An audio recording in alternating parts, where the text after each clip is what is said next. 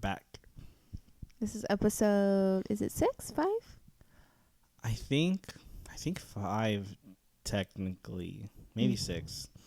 I can't recall. 6. Let me double check. 3, 4, 5. Yeah, 6. we're in episode 6.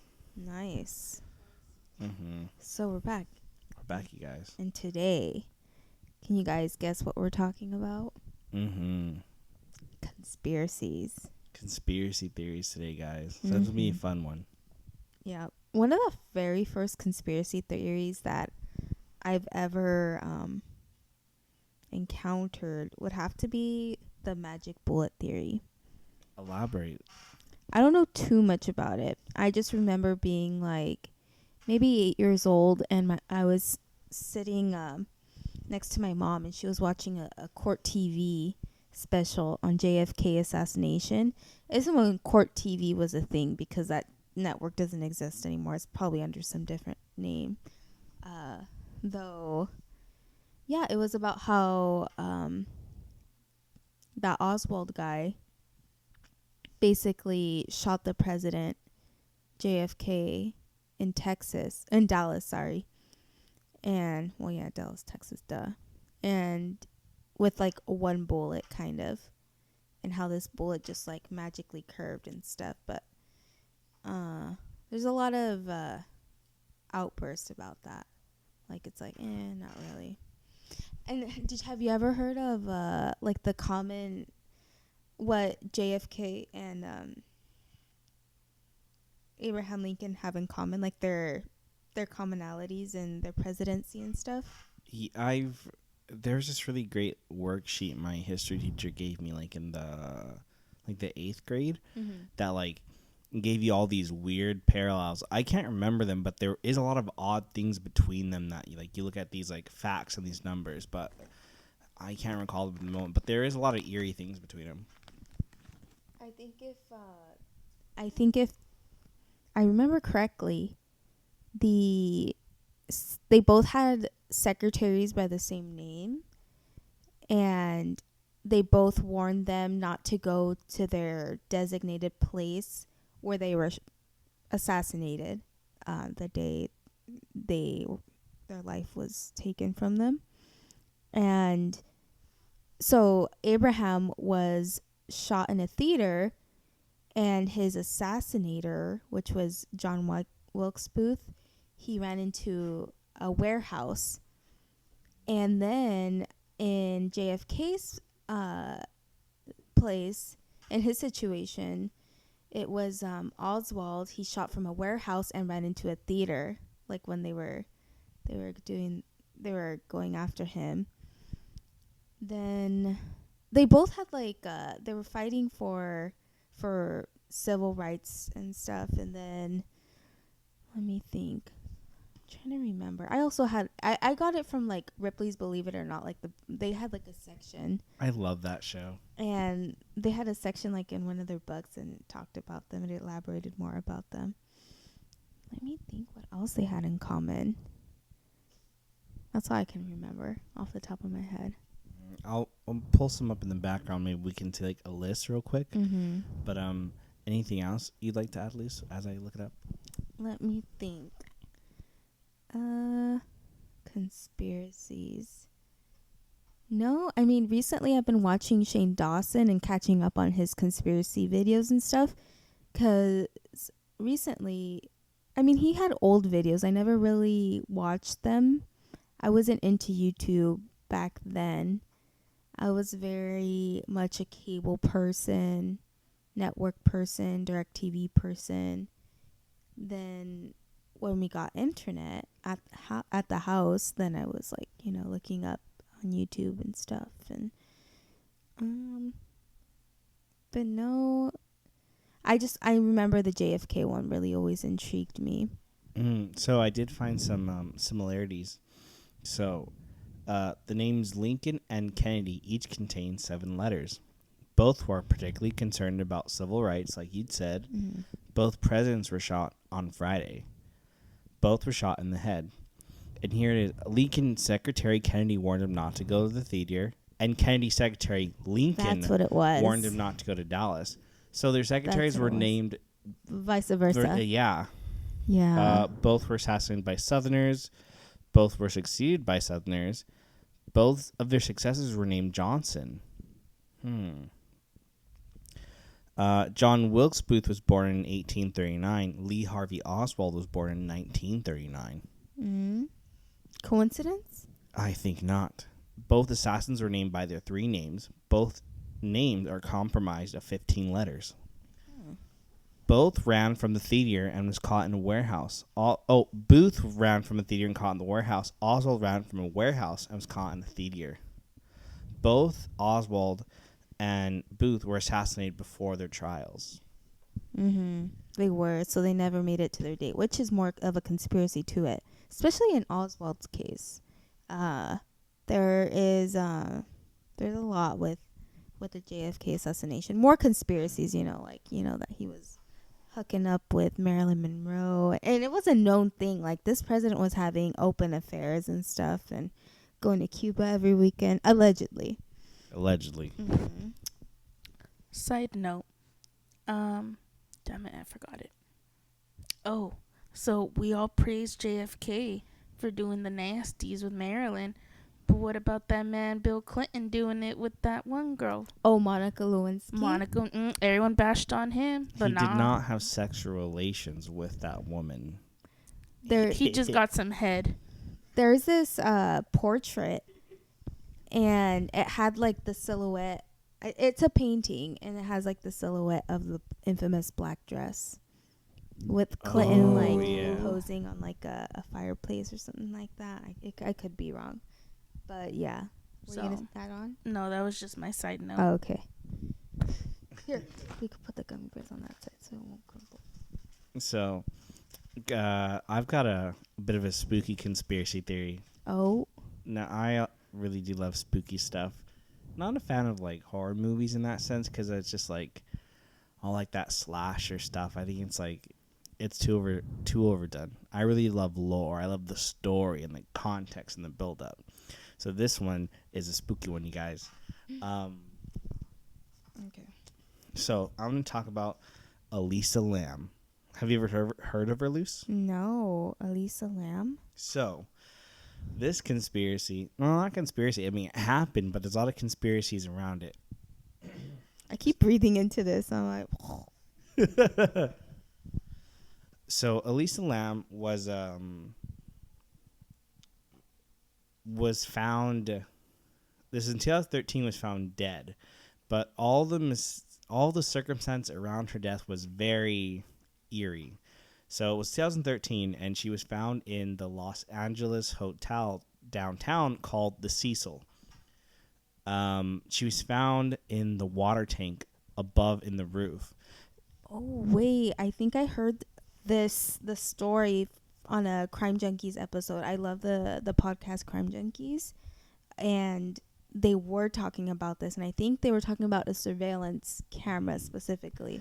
And yes, so let's dive into that surveillance. So before she was found, she disappeared on, let me get the date, February 1st, 2013. The only footage they have of her is surveillance from an elevator, but the behavior is very odd. You see her huddling in the corner of the elevator, hitting like the stop button, stepping in and out, looking in the hallway. Very sporadic, erratic behavior. It's not making sense. There's no one else around. Mm-hmm. It's just she's exhibiting all these odd actions, and that's all you see left to her. At a point, you finally see her walk out of the elevator, and the next time anyone sees her is when they recover her body on the roof. So like in the video, it was as if someone were there, though not in the frame. Yes, it kind of looks like that maybe she's, when you see her step out, maybe that she's looking at someone, she notices someone, maybe someone coerces her when you finally see her leave, and that's why, because she doesn't keep riding the elevator. She does stop, and she just like, she exited it. And of course, you never see anyone else in frame. There's no audio, so you can't hear anything. All you have is, I mean, you can look it up on YouTube. It's on a million channels and stuff, is the footage, and it is bizarre. Just you don't know what the context is, and it's always eluded people. So the reason why they ended up, I mean, she was missing, and the how they ended up finding her was because in the following days, the people in the hotel were complaining that the water pressure was off and that the taste of the water was weird. They did say something about the water in the podcast. And so finally they had a maintenance worker go up there to go check on it, and that's when they discovered her body in the water tank. And there's even some weird things about that because the door was locked. And there was no way for her to get up there unless she had some type of key. And when they found her, she was actually stripped of all her clothes. She was not wearing anything. And the way it was built in, it was like a hatch on the thing, and it was closed. So, but there's not like there's not like a ladder you can climb up and close it behind you. It's just either you can only do it from the outside, open and close it. So that's what people are wondering is like, how did she get in? How did she close it to begin with? Why did she have clothes on? And I think she did have some medical conditions, maybe of like bipolar, that she was supposed to be on medications. But when the toxicology report got back, they found nothing in her system. That people thought maybe she was on drugs, something was going on with her, but ultimately they found that there was nothing within her system that would cause her to maybe exhibit that behavior, stimulate that way. And so suspicious. And I want to tell you a little bit of fun fact about myself. So this part you have told me in the past. I've told you this, but audience, I'm going to tell you this part of the story. So she disappeared on February 1st, 2013. They found her body on February 19th. So she was there for 18 days. I stayed at that hotel February 5th, 2013. I was there. It wasn't a leap year, so I was there 13 days. So almost 2 weeks after it had happened, I stayed at the hotel. Whoa. And so they like just reopened it like nothing. Pretty much, yeah. Like it was still running for business. And the thing was, I had went there because if you guys remember back in the day, well, not that back in the day, but there was a show called The X Factor. I went to go audition for that. And I booked a hotel, and I thought, oh boy, it's really cheap. I think it was like $45, $50 a night. And it looked pretty decent. Like, oh, great, awesome. Let's get it for like 2 nights. And so we did, and I took a Greyhound going over there, and we had to make a stop in San Diego. And we were there for a couple hours because the bus showed up late, so we had to wait even longer. And now I went with my brother. He went with me to go audition and to go stay over there for the few days.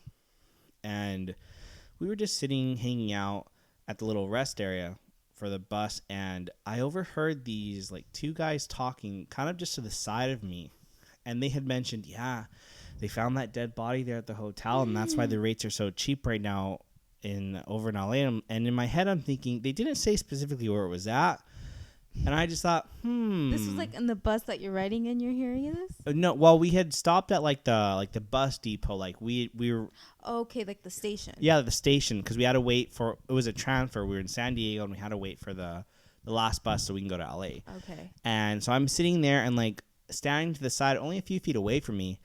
I hear these 2 guys talking, this information. I just hear that part where like, yeah, they found her body there, and that's why you see all these people booking it because the hotel's so cheap. But that's why, because they just found a dead body, and I'm just like, I don't think that's where I'm going, because I didn't hear them say the name. But I was like, my hotel in LA is really cheap too. And you think like, what are the chances that like out of all the hotels that are possibly there, that they're talking about this one hotel that I may or may not be staying at? Exactly. I'm thinking for that reason, like, no way that's like I just happen to be going to the same place that these 2 random people are talking about. Like, no way that's where I'm going. And it's not until that next night we finally get there. We're in our room and going to bed, and I was just laying there, in the dark. I think I had like Bob's Burgers on. I did watch a little bit of that, but I was just laying there and it was bugging me in the back of my head. I'm like, I just have to know. Yeah. And I did a quick Google search and I was like, okay, typed in the information and it was like, yep. And it came up like, yep, this girl died here 2 weeks ago. And here we are in this hotel. Oh my gosh. You would think, oh, a good show to put me to bed, because we always have like a good show in the background. Some of us, like when we go to bed.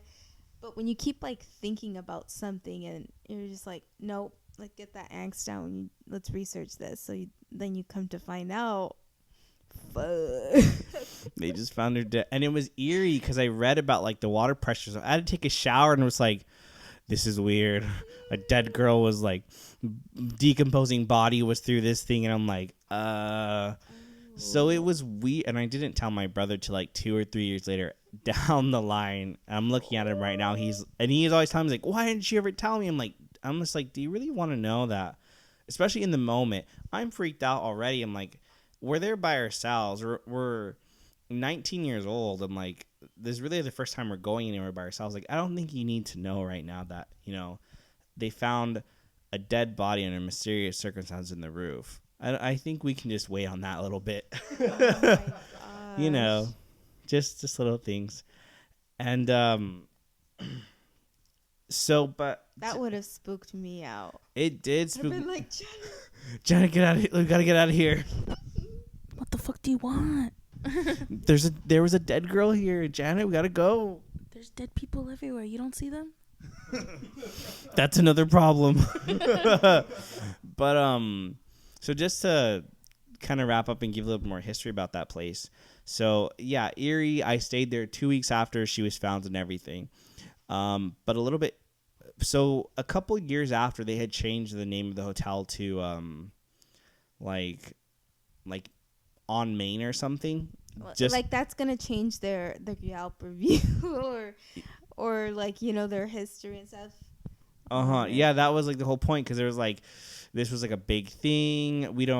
Let's try to deviate from this narrative of being like a really haunted, creepy hotel, and eventually it did. Now it's closed. You can't stay there anymore.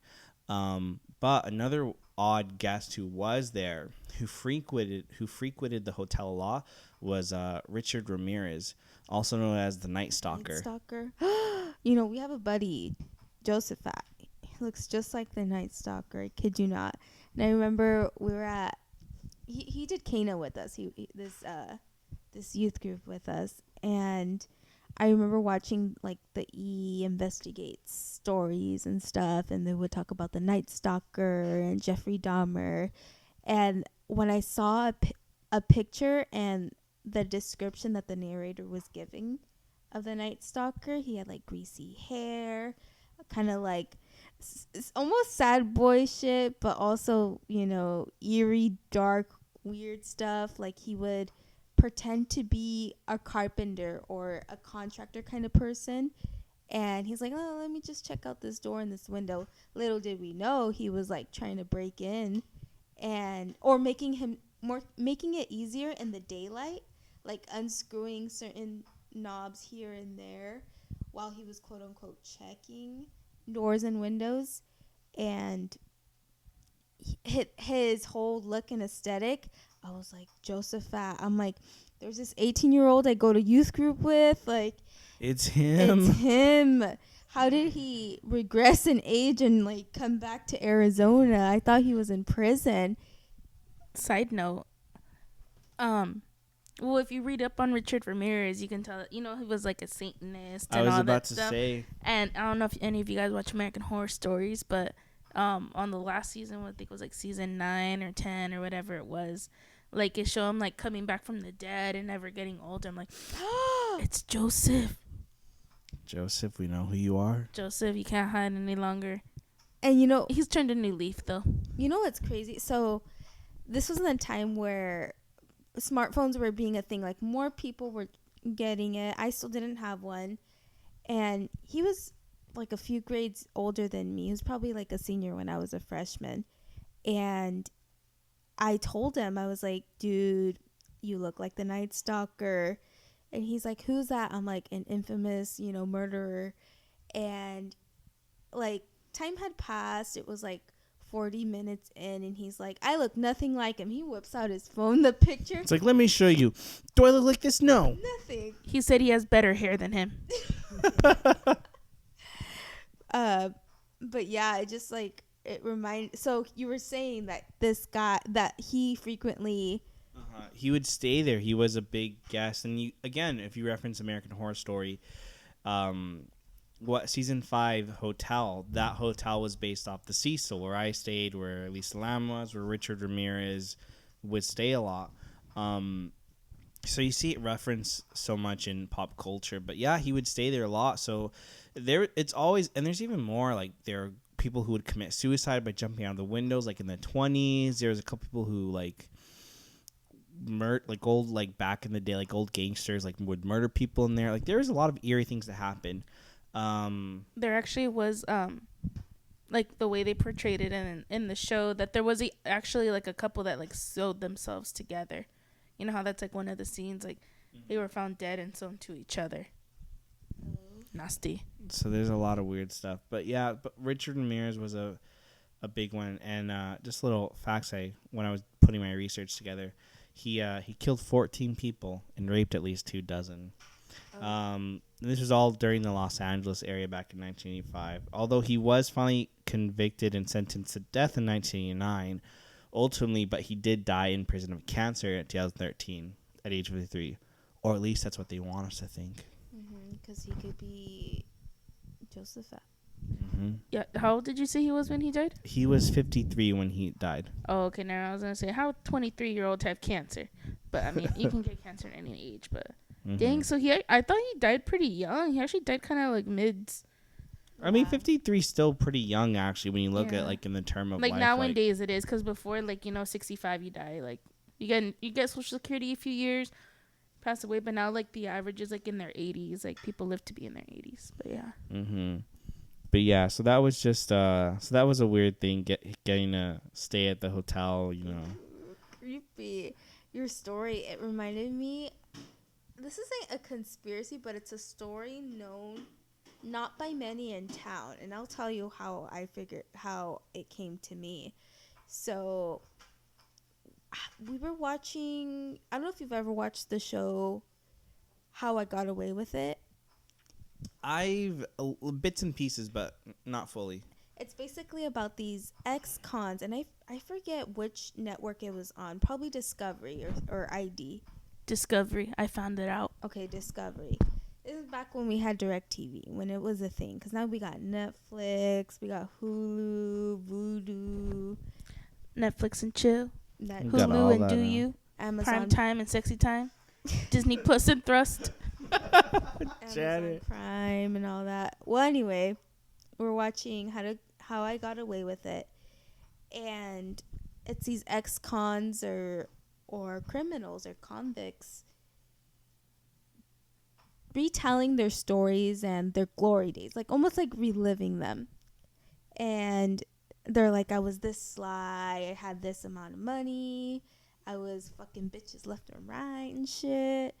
And then they say like their downfall. It's almost like when you're in elementary school and you're doing like that story plot line where it looks like a mountain. It's like, okay, this is the peak and this is the downfall and this is like the resolution, in the storyline.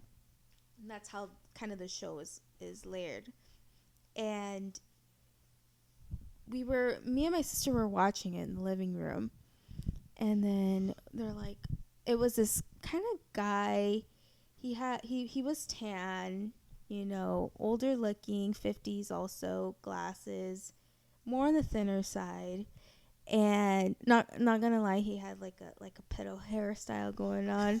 No judgment, if you got one going on. But then the narrator was talking, and he's like, yes, the story comes out from Yuma, Arizona. And then me and my sister's face just like, what? Actually, I'm gonna backtrack that. I was home alone.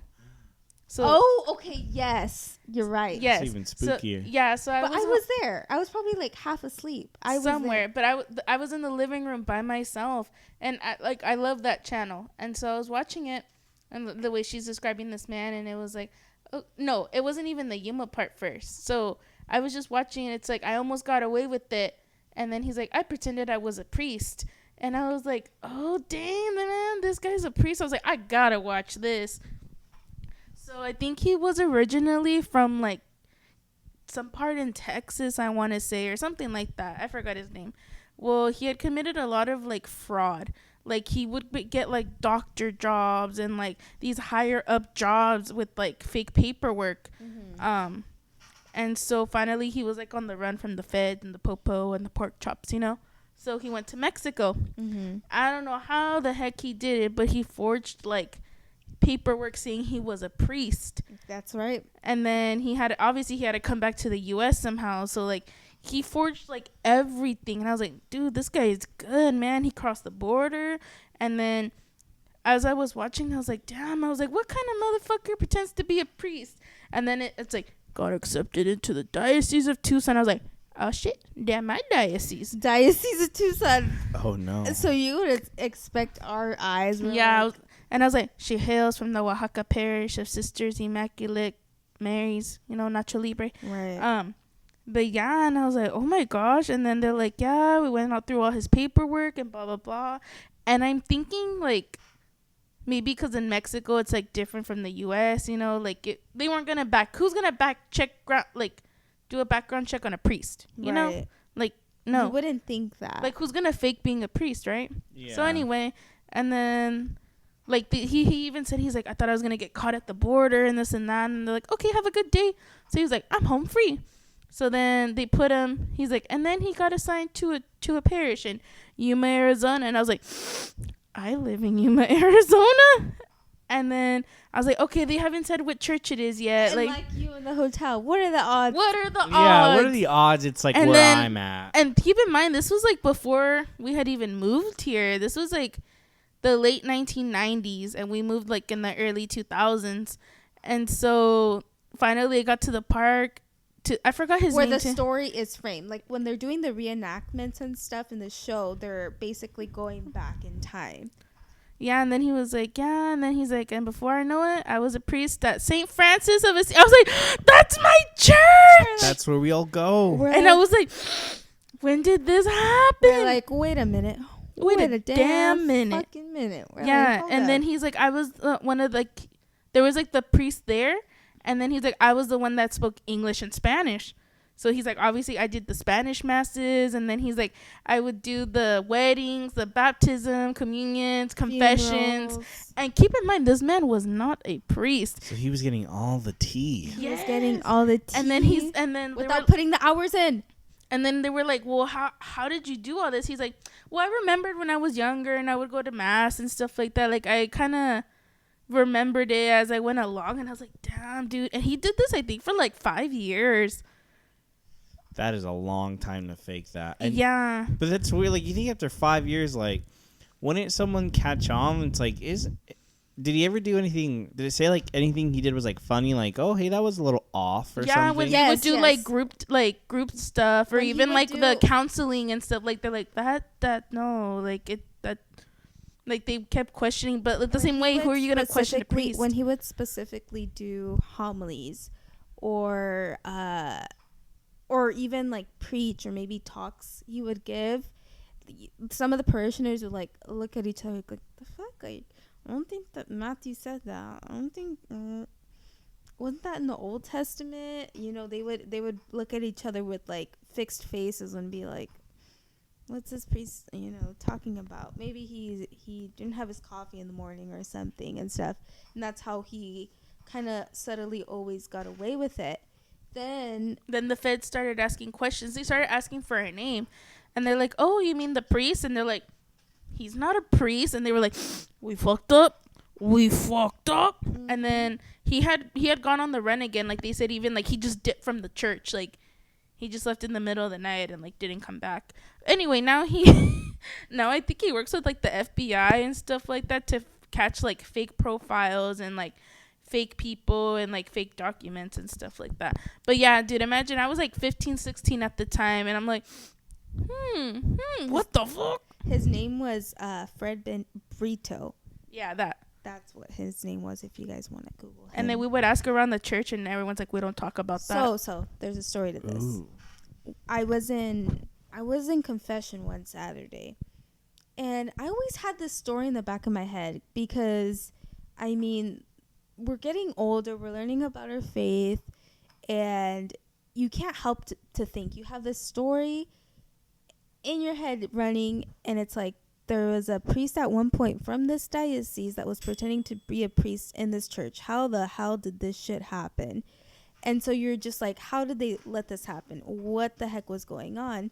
And yeah, like Janet said, this was back in the 90s, where documentation or even security, or pre 9/11, where I's and T's maybe weren't the first priorities to be crossed or dotted, you know? And I mean, I just always had this in the back of my head. So one Saturday, I just thought to ask this little, Hispanic lady next to me. And she looked older, and she looked like she had like some years in the church. Because if you're going to ask someone, that's who you're going to ask. You're not going to go and ask some head honcho person in the church, because they'll tell you something different, because you never know. You got to go at the little Latin ladies that like to talk after church for an hour. They know all the tea. You got to talk to the ladies who go to confession every Saturday and talk about their in-laws, when they're in confession. And sell the burritos Sunday morning. Yeah. And get the senior discounts at Jack in the Box. Oye, me da uno de machaca, uno de frijoles con queso y uno de chorizo con huevo, por favor. And so I thought to ask her, and she was like, I asked her, I was like, hey, and in my chopped up, Spanglish, I was like, hey, do you know of a priest that was here at some point, but that really wasn't a priest? And she's like, oh yeah. She's like, yes, back then, yeah, there was a priest, but she did tell me that the priest that was there before, I'm guessing it was the pastor that was there in charge before, does not like to talk about that time. It's almost like a shunned point in time, where it's like, no, we don't talk about that. We don't bring that up. It's like in the past and stuff. Need I say, he was doing weddings, funerals, baptisms, and later on they had to go and be like, you know what, your wedding was fake. Your wedding was fake. You're not really Catholic. This is illegitimate, like you're not Catholic. You're not really Catholic. Bitch, you thought? You've been receiving on the tongue. But yeah, like they had to go back and say, no, man, like you guys got to go back and do it again. And the guys are like, wait, I'm not married? Hell yeah. All right, I'm going out. Let's go to Hawaii. So we not married? I'm out. So then I like, I spread this information, I was sharing important information with the community of my peers. Exactly. I thought my community should know that we had a fake priest in the Diocese of Tucson, and then this isn't to throw shade at the diocese, but stuff happens, there's stuff that's There's fake doctors, fake priests, fake politicians. How did Trump become president? I love you, Trump. But come on, he had no political background. That's not the only like, conspiracy with the Catholic faith, There's, and it's always to have an open dialogue with it. I think being transparent about it is a step. Well, there's an interesting Netflix documentary called The Keepers. I suggest everyone watch it. It's pretty interesting. It could be triggering for, people who have a history of abuse, or, it's just viewers' discretion is advised, before you watch it, and gives you the warnings. Though it was about this sister, this nun, Sister Kathy Sesnick, and she was murdered. and her, the circumstances in which she was found were very suspicious. And let's just say that no one has been convicted to say to this date, you know, though there was a whole posse of alumni from the high school she taught at who just loved her, who spoke of her very dearly. And they got together. They were like, you know, grandmas now, and they formed this Facebook page and were like, do you remember the nun back then, you know, Sister Kathy Sesnick, you know, whatever happened to her? And from them just like talking in their circle and like saying stories, they're like, but do you remember that night? And they were like all piecing together basically this kind of traumatic thing that they experienced in their teens and in their adolescence, and they were kind of reliving it now in their later adulthood. And the story goes is that there was a very bad priest, evil priest there. His name was I think it's Joseph Maskell, but it's called Maskell. And he would abuse the girls there at the school. And I mean, no one spoke of it there. And this high school was in Baltimore, Maryland. And this was a time where corruption and, you know, Vatican II. the mob and stuff were very, like, a lot of corruption was going on in those areas, and a lot of shady stuff was going on. And like people would come in, like I think even they talked about it in the documentary where like police officers would come in and like abuse the girls and stuff. Like they would, and it was so weird. He had like the parents, I feel like knew about it because the girls were having like pap smears done in the presence of this father. Like that's so weird. Like to, and then like they even say like, who are they gonna believe, me or like a priest? Yeah, it's like that authority kind of thing. It was really, really sketch. But yeah, it turns out like, you know, these girls, or at least two of them or one, had confided in Sister Kathy, like, hey, this is going on, and she was gonna, you know, blow the light off the roof of the stuff, and then she went missing, and then she died. She was found dead. She was found dead. And also, I think one of the main people they talked about in that documentary ended up becoming a cardinal. So then, like, all these years later, they're like, you mean Cardinal this person? And then they're like, oh, he's a cardinal now? And it's like, dude, no, that's scary. And it's like, that's scary. So, and there was one girl who, because you've heard a lot about repressed memories and stuff and recovered memories, especially with people who've gone through trauma. Well, one of the girls, her name was Jane Doe. She later was, her identity is, you know, discovered throughout the documentary. But she was referred to Jane Doe for the majority of it. And it talked about how Maskell, like, abused her a lot and even took her to the site to see Sister Kathy. And she's seen Sister Kathy dead. And this is later on in years she's describing it. She had like these women were already like in their 50s, I think. Like it was a long time after. She had maggots in her mouth. This is what the Jane Doe was saying. And she remembers dusting it off and stuff. And he had threatened her, like, this could be you, you know, if you keep it up and you don't shut the fuck up. And I think she had said something throughout the years, but no one really listened. They're like, you're absurd. Like there was no bugs with her, but sure enough, like later in the autopsy, it did go off that. And like even before, like the first person to like say the allegations, I don't remember. I think I want to say they had already said it had been like 5 years before she had came forward. Because they're like, no, what are you talking about? Like, no, you're lying. Like, this isn't happening. But I guess someone had said something like 5 years earlier. And towards the end of the documentary, you can see she's like, so I wasn't the first one. Because she said that maybe if I would have spoken out first, I could have saved these people. And she's like, so they already knew about this. And when I went to them, they acted stupid. And I was like, oh, girl, you got some explaining to do. And it kind of blew up in their face more because it's like they kind of got more exposed than if they would have just kind of be like, hey, yo. There was an altar boy that came forward also, and he spoke of it. And because he told his mom about it, and his mom took it really seriously.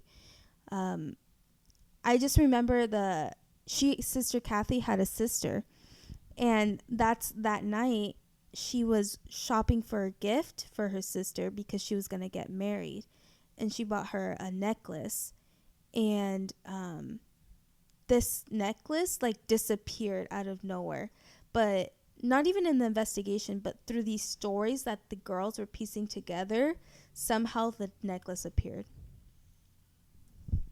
in one of the leads. I can't remember. I have to go back and rewatch the documentary, but yeah. I have to watch this. There's so layered. There's a lot to it. There's a lot of turns and ways that the story goes. And Sister Kathy had a love interest. Father Boone. And conspiracy. He turned Protestant after that, and he got married and like had children after that. This is like so many twists. Yeah, there's a lot of twists. Reminds me of Tiger King. Carol Baskin killed her husband, whacked him. But yeah, so watch The Keepers, you guys. It's a really, really good documentary. But aside from that, let me tell you about my personal conspiracies, Xavier. Oh, okay. That's happened. Unless you wanna. Oh no, you go on. I've got stuff, but I want to hear yours first. So.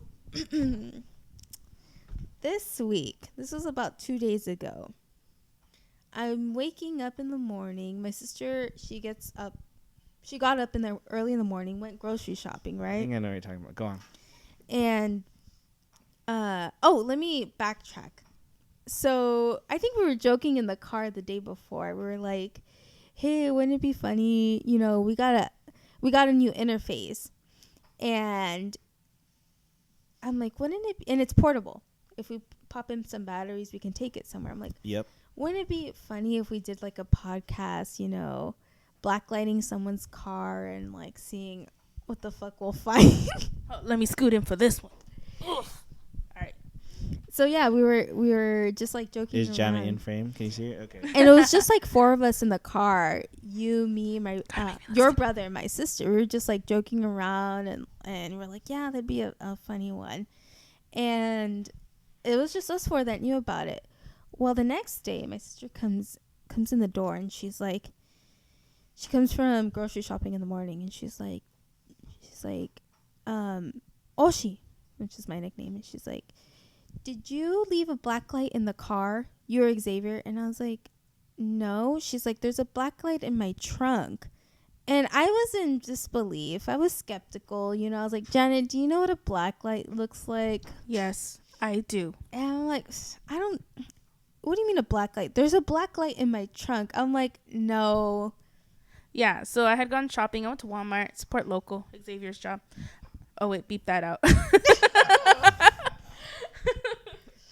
Anyway. His job's corporate. He works at corporate. Call him. Yeah, so I was putting my stuff, my groceries in my trunk. And usually my trunk's pretty dirty because there's always like a blanket, a pillow, and like everyone just leaves their shit back there. So I'm like, okay, gotta make room. And I see a black light, and I'm like, oh man, like Xavier and Luz actually got a black light to like do our cars. And I was like, oh, they probably did my car first and just left it back here. So I didn't really think anything of it. So then I get home, I'm taking everything down. I'm like, oh shit. She's like, what? I'm like, did you guys blacklight my car? You guys left the black light back there. And she's like, what do you mean? And I was like, yeah, when I went to put the groceries, like I saw you guys left the black light. She's like, what black light? And I was like, there's a black light in my trunk. And she's like, dude, do you know what it looks like? I'm like, yes, I know what a black light looks like. Like, I know, I've seen them. And I was like, I thought you guys blacklighted our car because I heard you guys talking about it for the podcast. She's like, it's not ours. I was like, it's not mine. They're listening. It's not yours. Then who the fuck does that black light belong to? And so I'm like, give me your keys. Let me go check this out. So I go pop up the trunk. I whip out this long ass light, like this long, and I'm like, no fucking way, no way. So I look it inside the house, and I'm looking at Janet, and we just like bust out laughing but nervous. It was like who the fuck is watching me, and who the fuck put it in my trunk? I'm like, Janet, this isn't me. Like I would be saying, you know, I got you, you know, or something, but no, it's like I have no idea who the heck this is. And so then we call up Xavier. He didn't answer at first. He was Mimi's. Oh, yeah, it was like 9 in the morning. You guys called me. I don't wake up till like 1 p.m. Or if you're like us, I woke up at 3. I woke up like at 2:30 today, I think. So we call him up. We're like, this just happened. What the heck? And he's like, that is creepy. I'm like, right? Whose is it? And we're trying to backtrack, and I'm like, she's like, could it be anyone's? Who do you have in your car? And I'm like, you're the one that uses my car. And I'm thinking, you act like I like take it everywhere. That night I took it once, but we had cleaned out my car a week before. That's right. And there was no Check black out light. X logs for that evidence. Yeah, I think it was episode 44. There was no black light back there, and I was like, and I would have remembered taking a black light, because don't you think if you guys were talking about it, I would have been like, oh yeah, there's one in the trunk. Mm-hmm. But no. And I was thinking, I was like, I have a friend that does have some, but I would literally have to rip them off his wall if I was gonna take it. And I was like, I haven't been with anyone else. And either way, who was it's gotta be someone you know that grows weed, Janet. Who else? I don't know, but the same way, don't you think I would have seen someone like or known someone was putting it in my trunk? I don't know. It was so weird. I was so scared. I was like, Janet, who's listening to me? Who's listening to our conversations? And who willingly put a black light in my trunk? And it was dusty, so it wasn't new. So this black light. So I was thinking, I'm like, Janet, go through the list, see who were you hitting up. I'm like, it had to happen the day you rolled in at 9:30 a.m., you know, and didn't come home. Come on. I was up being Nesia, like Nesias do. And so I'm like, you know what, Janet, wait a minute. Wait a damn minute. Fucking minute. Hold on. It's like, you got an oil change that day. Weren't you telling me this guy was giving you googly? Yeah, like the signals and shit? Like, and he had glasses, so 4 googly eyes. Oh. So I was like, it had to be that Nesio. Like, he had control of your car. He probably popped it in your trunk. But then I was thinking back. Janet's car mysteriously was beeping one day. It just went off. I was taking a nap, and they're like, your car? And I'm like a weekish ago. Yeah, it was beeping out of nowhere. And I go outside, and it was afternoon, so it was like 120 degrees outside. It was a devil's asshole outside. And we're like, what the heck? And it was just beeping, and we seen that the trunk was open. And I'm like, what? I'm like, Janet, your trunk was open. She just, you know, closed it. And that was it. We didn't think anything of it. But conspiracy. It was Edgar. What if someone had broken into her trunk and just, like, slipped it in there? Like, what if either someone's planting evidence against Janet in there, or they were trying to get rid of something and just like. But my one thing, and I was talking about this when you guys had brought it up, it's so peculiar. Like, it's not like a little battery power thing. The thing's like 2.5 feet like long. Like a 36-inch rod.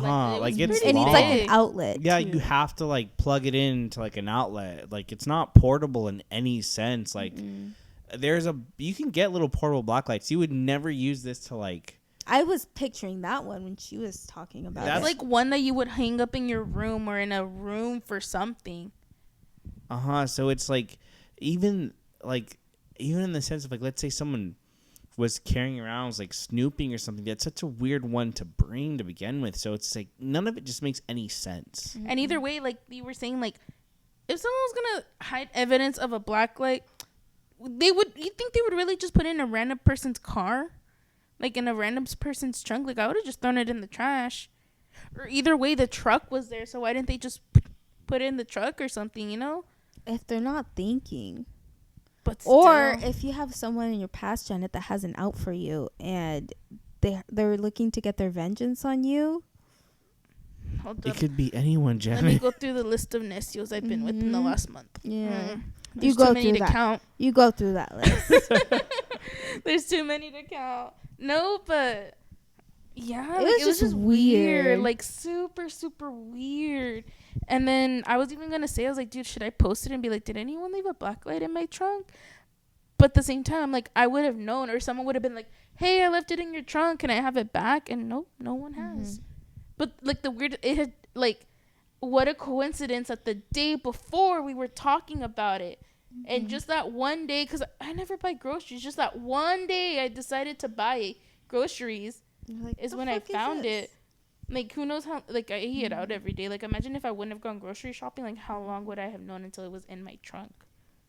So this is a good segue to saying that we're having a blacklight giveaway. And if this video gets 2,000 likes, we're going to give away that blacklight. And if we get another 100 subscribers on with the notifications, we're going to give that blacklight away, all right? Click on the link below to enter. And it might have been used in a murder. Who knows? Who knows? It has a little pizzazz. Mm-hmm. But it can be yours. So make sure you leave a comment. We get those thumbs up. You subscribe, and it could be yours. Mm-hmm. So come on, guys. Mm-hmm. Or if anybody just wants a blacklight too, just let us know too. We'll give it away. Yeah, we'll give it away. Obviously, it's not mine or Luce's or George's or Xavier. We don't know whose it is, honestly. It's just weird all around. Like, it's creepy just even knowing that it's like we were talking about it. It's there, but none of us literally like have nothing to do why it's there. Question: where's it at now? It's in the back seat. It's in the back seat. Was yeah. it still back there? Yeah. Yeah. Okay. Because I don't be like, I haven't seen it. If it disappears. If it disappears. And that's the other thing. Like, we were talking about it the day before.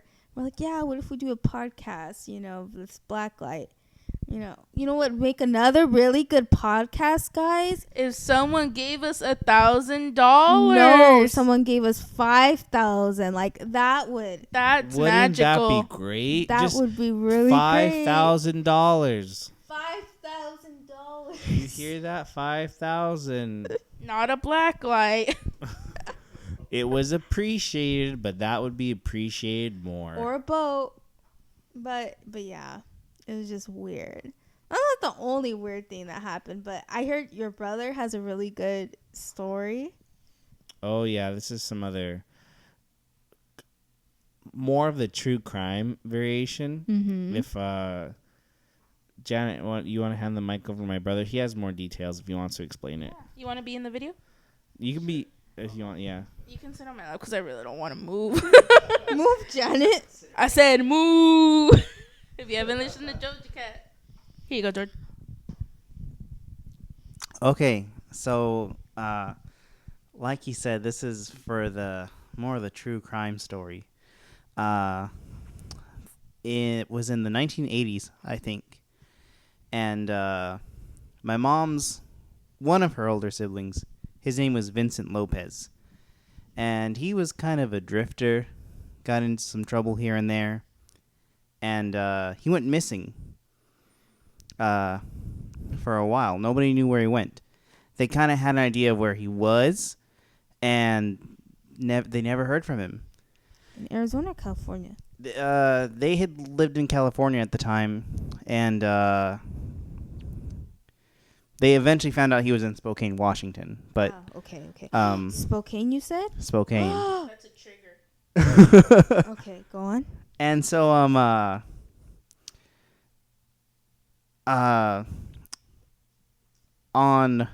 my mom's, well, I'll say this part first, and then we'll get into some of the evidence and stuff. But on my mom's deathbed, they were telling her, we're gonna go find Vincent, and so he can be here with you, and so that you pass.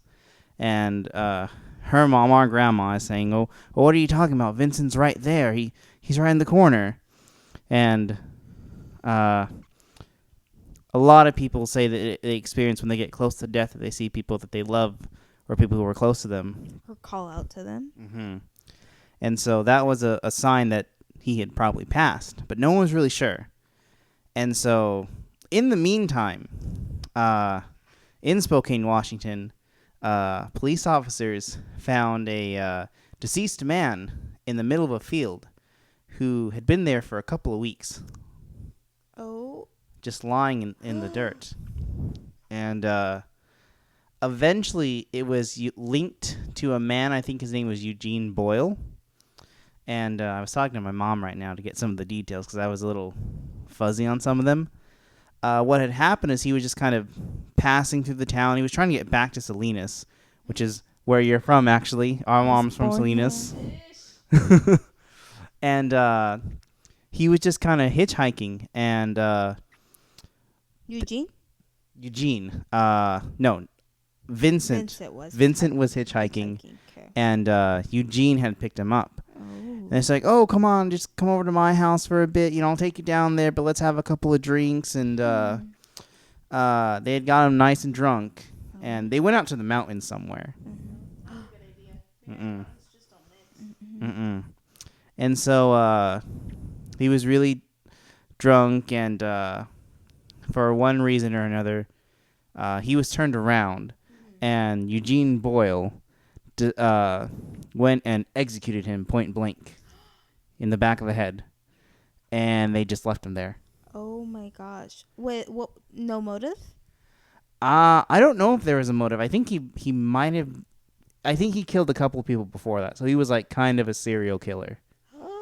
I don't think there was necessarily a motive to it. Just he was kind of an evil person. Oh my. I feel like I've heard this story before. It was on a TV show once. This specific story about my mom's brother. I just came across it randomly, and because it was weird because she had told us about it before, and then they talked about it. And it's like, oh, that's her brother. Oh. And so, it was really crazy, and he's actually still buried in Spokane, Washington. Really? Yeah. Nobody knew who he was when they found him, because our family didn't know where he was, and they just kind of buried him like an unmarked grave. And it wasn't until like years later where they got fingerprints, and they were actually able to determine, okay, this is who he was. This is where his family is. Mm-hmm. And so there was some closure to it. You know what I was going to say? I was like, currently, I don't know where my brother's at right now. Oh. He just took the truck and just... It's okay. We can't call him until 2 hours. If we don't see you by then, George, You deserved it. Cut that out. No, keep it in. We're leaving it. I'm just kidding. Dang. So you think your grandma really did see I think she did because it's your uncle, right? it was our uncle. Yeah. So, oh, your uncle was there. Because I've told you this before. We were talking about it the other day in the car, where our aunt, who is still alive right now, she's seen the lesbian aunt. She lives in Texas. Just describe. We just gotta put that out there, you know? Yeah. We welcome all walks of life. There are 63 preferences, I think. And counting. Mm-hmm. But she came to visit us a year or two ago, and she was talking to my mom, and she was saying how she has seen her mom and dad, or our grandparents on our mom's side, and like she'll be out mowing the lawn, and she'll see them sitting on the front porch, or she'll see them in the living room in their house, just chilling. And a spooky part of this, she was driving. I don't remember where, but she was just driving at night by herself. She's a very independent woman. And she just looks in the rearview mirror and sees in the back seat a shadowy figure just sitting there. And she doesn't know what it is. She just thinks, okay, it's probably mom or dad, some family spirit with me. I would think it's Chucky. Remember that scene where he's like in the back seat and he's like knifing it? Oh, I think I remember that one. That's scary. I know you guys don't drive, but I always check my back seat. Like, I always pop it open, and I open the door and look. Why don't you pop it open for the black light? That was the trunk. Oh, okay. Go on. And she was saying, I don't know if that's you, mom or dad, but I'm just going to, keep on driving, and I don't know what you want, but I'm just going to, get through this trip. Whoa. So yeah, a lot of secrets and history in our family. You know, something spooky with me happened this week, too. Actually, today, to be honest. Uh-huh. Well, actually, it's already tomorrow, so yesterday, in technical terms. So, I have a friend who her boyfriend and her boyfriend had gotten her white Air Force One Nike shoes, and he had gotten a pair for himself. She decorated a pair for him, sent him to him. He loved them. And now it was her turn to decorate her white pair of shoes. And she was trying to figure shit out, like on the Cricut and stuff. And we were talking about how every little piece is expensive. Like if you go to Hobby Lobby or any craft store, every individual thing is really expensive. So if she wanted to make them really cute, dollar signs go up. It's easier just to, order them online, customize it. But anyway, no, I think it's pretty good that, people are crafty and they want to, have an outlet, especially during quarantine, it's like gives you something to do. So that's what she was doing. And I sent her about last week, I sent her some photos I had gotten off of Pinterest, and I was like, this would look like really cute, just some inspiration, I sent her. Aspiration. No, inspiration. So I had sent her these photos, and she hadn't gotten back to me. I mean, we had exchanged a little bit, mainly on text, but we had also sent each other like funny videos through Instagram, of the filters. They have some pretty funny filters on Instagram. And I had gotten a message from her, we'll say this morning. And actually, let me read it. So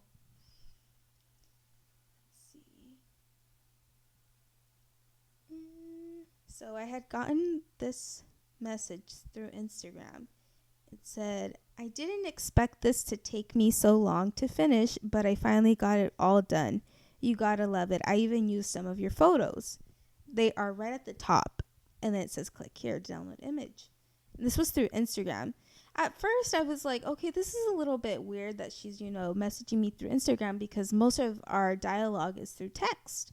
And so nonetheless I clicked, because I mean the context of the message was pretty much, I mean, she's saying, I basically finished these shoes and I used like some of the photos you sent me on Pinterest. That's what I was thinking in my head. So I go and click on the link, and it prompts me to a site to enter my password.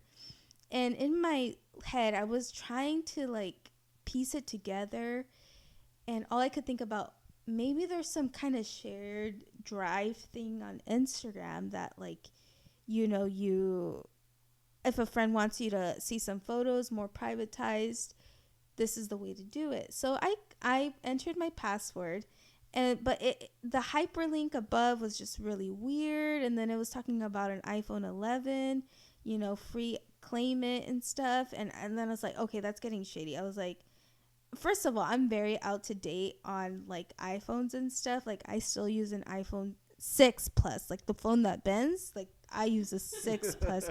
I've had that phone it's coming on 6 years. And so I'm like, is there an iPhone 11? I almost thought it was a ploy. I was like, the last one I knew came out was an XR. Are we on the 9 already? The 10? Which one are we? I'm like, I don't think the 11 exists.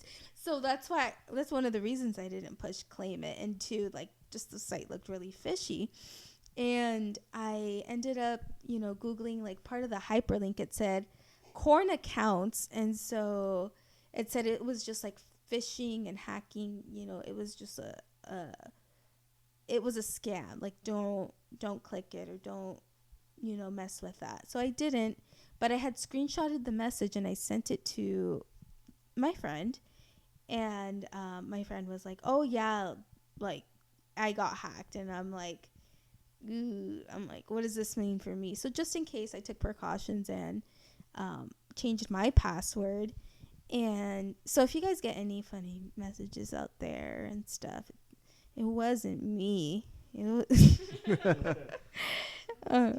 I'm scared. I had something kind of similar happen to me like that. Well, not like anybody sent me weird links, but I had a weird friend request sent to me Really? on Facebook. It happens every once in a while. And most of the time, I just like I always get like fake porn stars. Oh. I've Like, had hot that girl, happen. big tits, come follow me now. It's like, sorry, you asked the wrong person.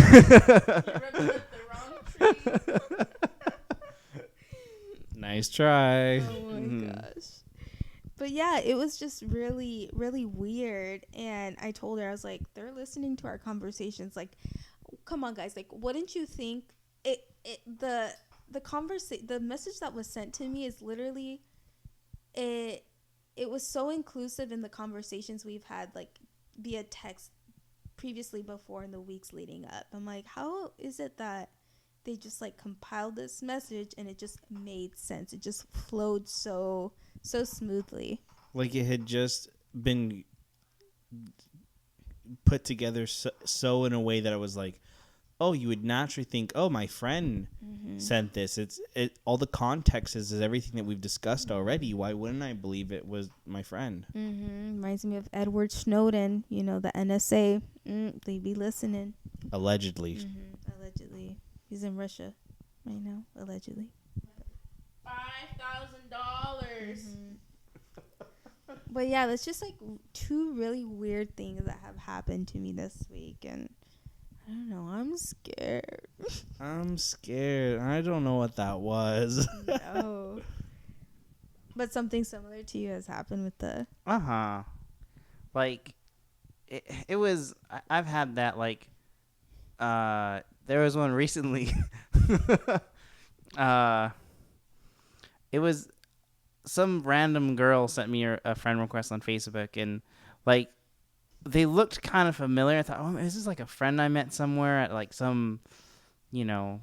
Nightclub? Club or something like that. And I thought, well, maybe it's them. And so I added them. And they sent me a friend request saying, hi, I'm new to town. I don't have many friends. Will you be my friend? And the way they were saying it was, like, really... like really off, and it was like kind of generated. It seemed like they didn't know English very well, or it was like it wasn't their first language. And so I was asking, well, do I know you?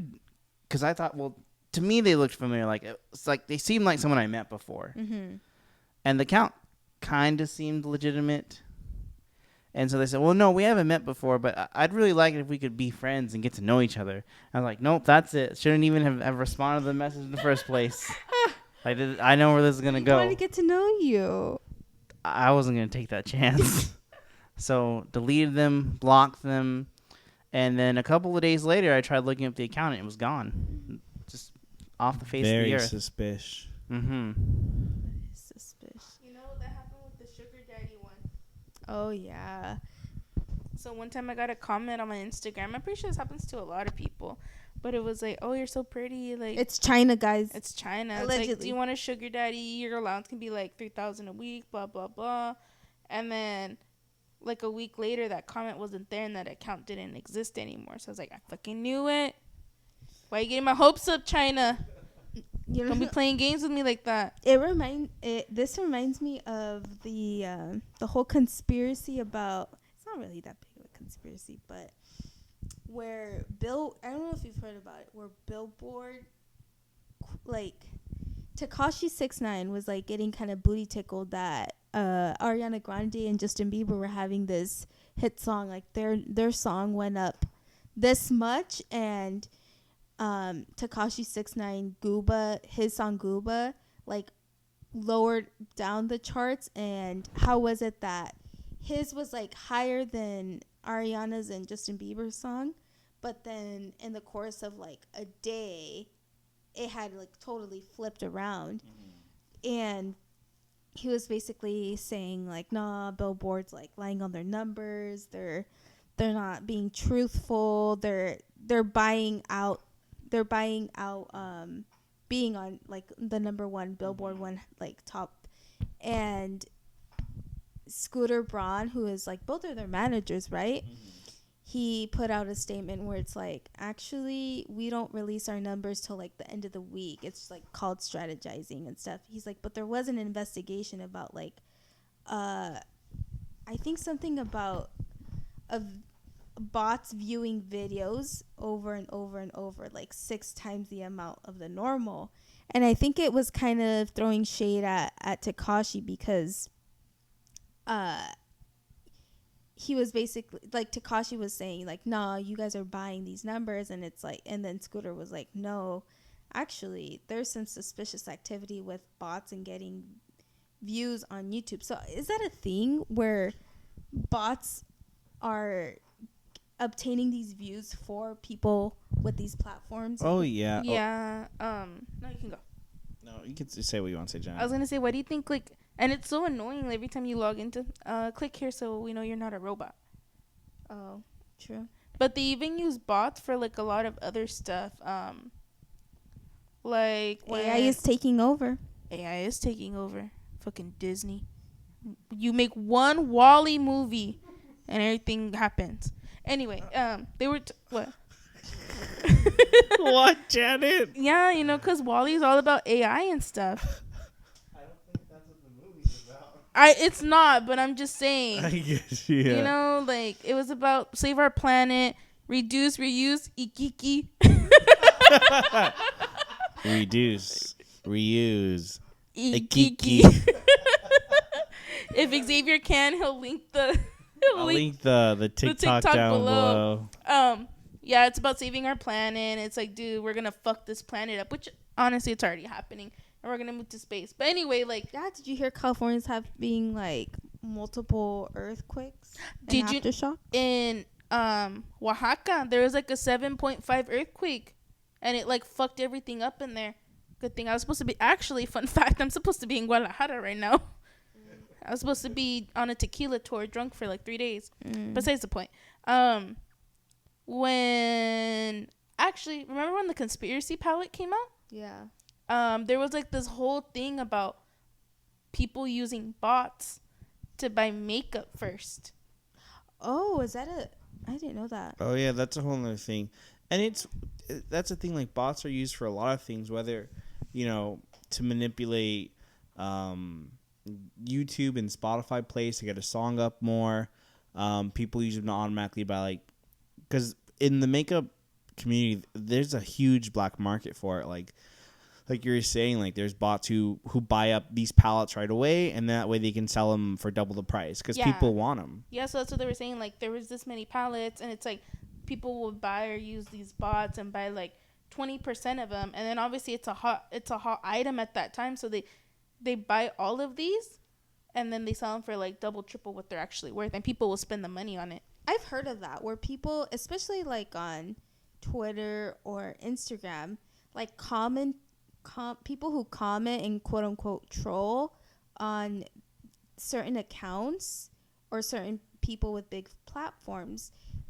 A lot of the comments sound alike, and they're like, once they click and it's like, well, whose account is this? And it's like, these 3 people like are linked up to this account. Like, that's a little bit fishy. It's almost like Neve from Catfish, where they're like trying to figure it out. It's like, you tend to piece things together. It's like, this sounds all these 10 comments that hate this and have this view and are trolling you, they sound really alike, and you wonder.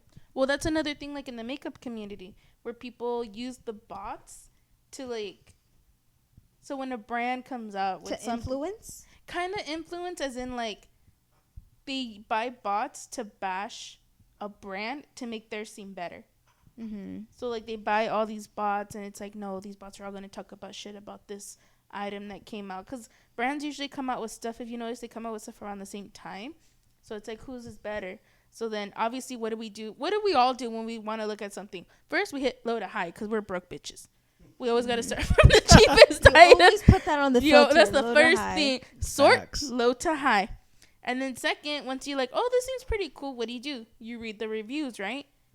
I actually don't. Oh, I do. I do like to read reviews, like, to double check, like, oh, whatever product is, like, okay, what are they saying? What are the features? What is about it, you know? Yeah, so the bots, they'll pay the bots or whatever, however they use the fucking bots. What is the bot? It's a computer or something. I don't know. Yeah. Anyway, they'll be like, okay, write all these bad comments. So then obviously their star rating goes down in the comments. Like, those comments, people are going to say, like, oh, these are all bad, versus, like, okay, we're going to have all the good ones on my product.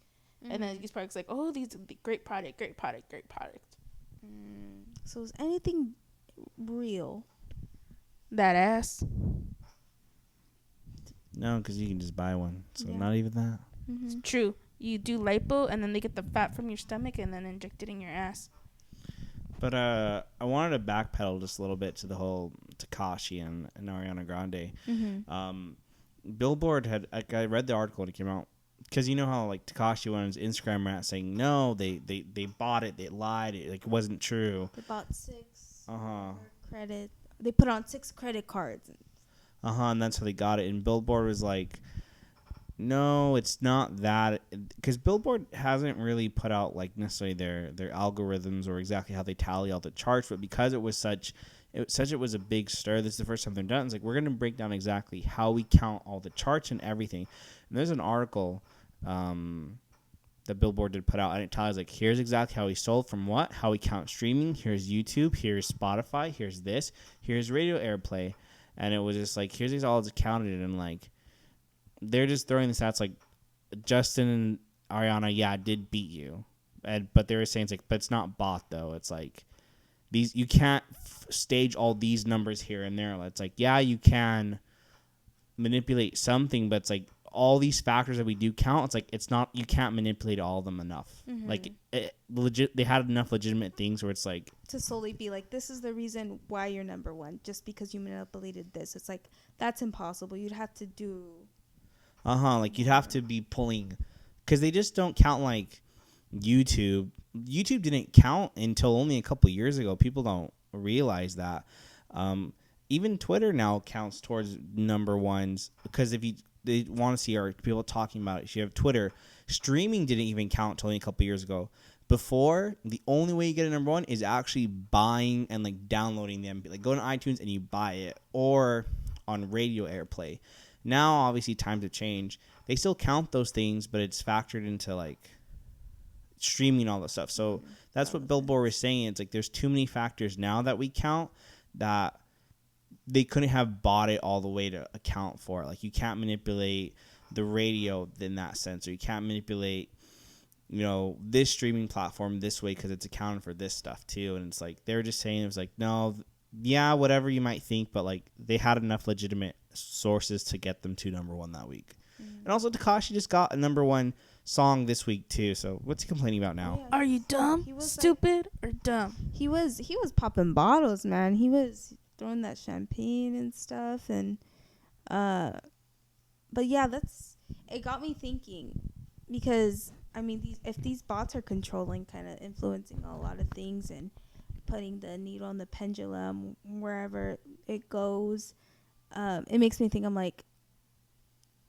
because I'm like, there probably is more people out there that don't use the internet. I'm like, come on, this world is huge. There's countries that probably don't even have, there's underdeveloped countries out there, and they don't know who Tekashi 6ix9ine is.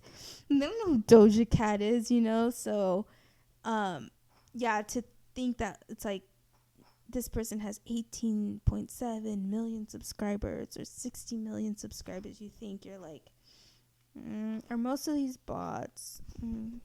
Instagram. I was gonna say, it's like a couple years ago, maybe like 3 or 4 years ago, YouTube had actually did a purge of bots, because there are a lot of fake accounts or inactive accounts that, for that reason, like, just get views and stuff. So YouTube had went, reviewed them, and like, okay, this has zero activity or it's suspicious activity, and they deleted a lot of stuff. And YouTubers were like, hold on, why'd I lose 100,000 subscribers? And YouTube was saying, those are bots. Those weren't real. They were counting fake stuff, so we deleted them. So even like, like YouTube's trying. YouTubers like, I paid for maybe it's like, I paid for those ones. Like, yeah, maybe, but Google's like, nah, we're trying to stop that. Because it does. I mean, it does come down to people's careers and their well-being. Like, okay, those numbers add up in terms of AdSense. Like, you think about, you know, your music career does depend if you have a number one single or not. Because, like, your record label is not going to pay you to be number 50 all the time. It's like, no, if you're making money and you're making number one singles, yeah, you're going to be able to support yourself. But if you're not, then your career is kind of over for that. So that's why, like, yeah, those numbers do matter at a point. Because, like, and they, you know, you want to legitimize as much as you can and not, like, let the system get manipulated. Mm-hmm.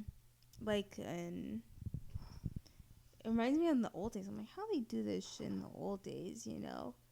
But yeah, that's a good point. You know, if you want to be legitimate and actually be true to your numbers, you know, we got to do a filter once in a while and stuff and filter through it.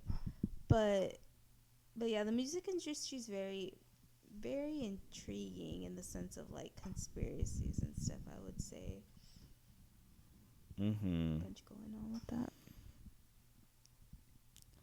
But I can't think of any right now. I mean, everyone says like, "Oh, Illuminati and the music industry and stuff." I don't know if I fully believe that. I don't know how much I believe the Illuminati and all that stuff. Honestly, but to be fair, I haven't done that much research into it. So maybe another episode will come back into that. I've always heard like the Freemasons. Oh yeah. Oh, that reminds me. Or unless you want to add anything else to that No, list. that's all I was gonna say about that. Oh, so the Freemasons are another thing.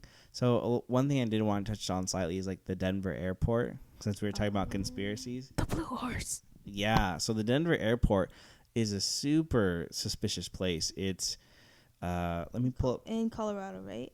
Yes, and so in Denver, Colorado, let me pull up my little fact sheets.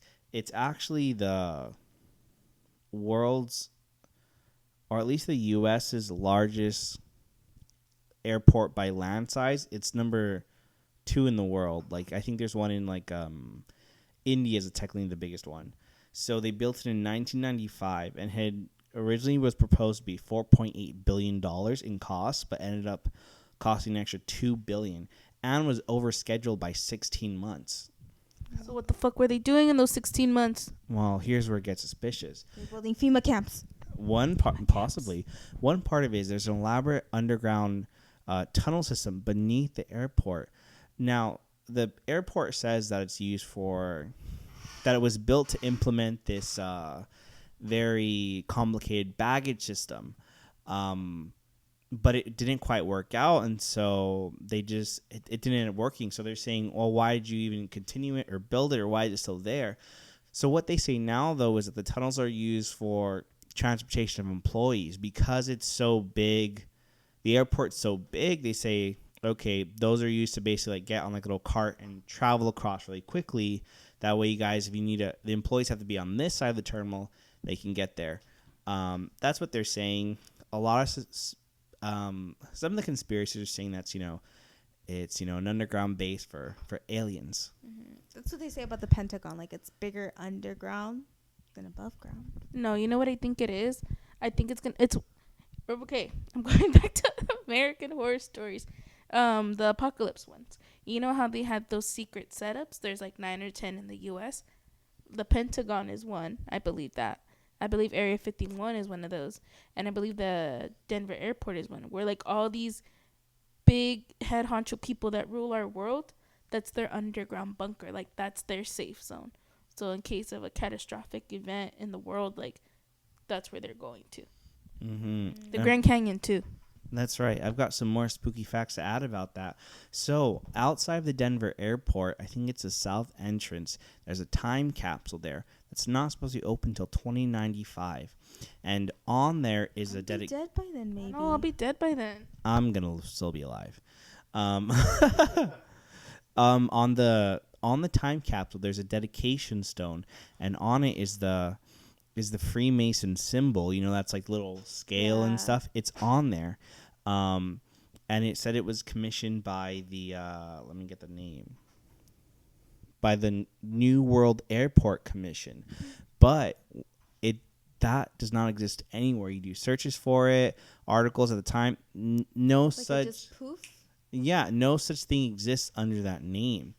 And so people are saying it's sort of a ruse for the New World Order, and how the Freemasons are trying to manipulate and, control everything. I was gonna say, I was like, what if it was a time traveler that scribbled that on there, and it's like, this is something to come. Where is it again located? Denver, Colorado. No, the actual time capsule. I think it's the south entrance of the airport, I think. Is it just like out in the open, or it's hidden? Cause shit, I'm about to go break in there. it's out in the open, like you can see it. Just get tackled, Janet. Is there security? I mean, besides what's normally there, but I'm pretty sure it's like in the public enough that you can go up to and see it. So another weird thing about the airport is, you may have noticed, if you guys ever look it up, there's this really famous statue there, a blue Mustang. It's gotten the nickname Blucifer just because it's a very menacing horse. It's let me see. It's 32 feet. Sculpture of a blue Mustang, and it has red piercing eyes, and also it's made out of fiberglass. And what I was gonna say is a weird aspect to it is it's anatomically correct. Really? Like everything about it is right? About the horse. Is right. So what I'm saying is, it has a penis. Oh. If you guys out there couldn't get that. So it's just very sculpted, and it's very detailed, and it's blue and menacing. Is it 8 inches? Cannot yet be confirmed. Oh, we're just gonna have to go then. But an eerie thing about it is, so that sculpture was put out in 2006, not when the airport was released, but it was done at a later time. The artist who done it, who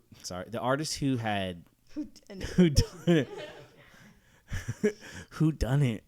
The artist who sculpted it, actually, when he was making it, an accident happened where a piece of the horse had fallen onto him and had severed, I think, like an artery in his leg, and he actually later on the hospital died from those injuries. So the statue that you see out there literally killed the artist of it. And it was still completed. I'm sure he had a team, and he put it out there. But he was known for making very weird and eccentric art in that sense. But it's just kind of an eerie fact. You see this very menacing, weird horse, and just knowing, oh, hey, the guy who made it died by that statue. But also, I feel like it's a really odd material, like fiberglass. Why fiberglass? I remember one of the very first retreats that I helped out with, there was this kid, and there's a certain part in this retreat where you have to separate them, and they keep their eyes closed. Well, we sat this guy on this fiberglass thing, and his hands were turning red. He was turning red, and he's like, I just feel itchy. And we kind of, at first I dismissed it, but then my mom was like, you feel itchy? And he's like, yeah. And we looked on his hands, and we sat him right in this bulldozer of fiberglass where I think like energy source was coming through. And no. Oh no. Yeah. And there was just this thing of like fiberglass. Yeah, it was like it almost looked like a sword thing, but it wasn't a sword. It was like a bulldozer kind of thing.